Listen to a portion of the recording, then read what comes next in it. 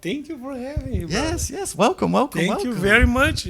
It's my pleasure. I actually asked to be on the show. Yes, yeah, we connected years ago. I asked two people to be on the show. I asked this one, and I asked to be on Mark Norman's show. It was the only two people who I actually asked to be on the show. Why did you want to be on it? Why? Because you talk about comedy, and I love to talk about comedy. You know, I love to be able to go into specifics and the process. I love stand-up comedy, and it's good to have a place where you can actually express yourself and talk about the art form. Yeah, what do you love about it? Man, for me, it was a chance to actually match what I was doing at the time. I was a journalist, so I already had the observations, you know, because I think journalists try to look for interesting things outside of the box a little. And also, I was starting to do some comedy in Brazil, a little like impersonators, like doing some costume stuff online. So when I learned about stand-up, I was like, oh, so I can be funny without all of these accessories. That's amazing. And I started watching some people at the time because I went here to live in America to play basketball. So I watched it on TV and I was like, this is awesome. I would love to do something like this.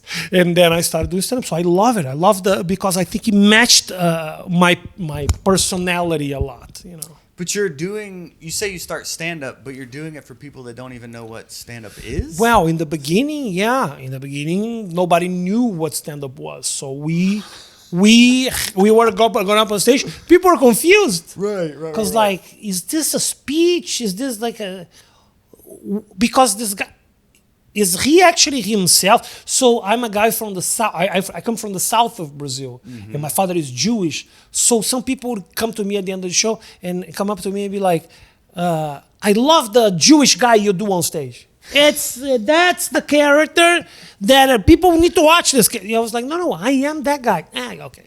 People don't believe that you're actually yourself. So that actually was very confusing for a lot of people, not only to understand the format because of the controversies, because people are like, is that really his opinion about this? Is he just making fun of it? What is going on? It was confusing for them, for us too. Yeah. Because all the backlash with jokes, it's like, I don't want people to think that I'm a Nazi, but I would like to be able to talk about those Nazi jokes. I don't have it, but what I'm saying, well, I don't hate women, but if I can make a joke that go and touch that subject, you know? Right. So it was confusing for the press, for the people, and even for us to actually differentiate ourselves, you know? Who is me, and what do I actually think about those different subjects, you know? So what were those early shows? If people don't even know what stand-up is, where are you performing? What is the crowd? We started doing bars. Okay. Yeah. In days that they didn't have music.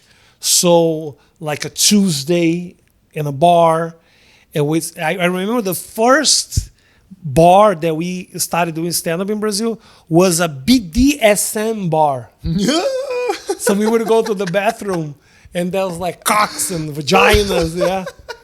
I remember it was like, this was the only place who accepted us doing comedy.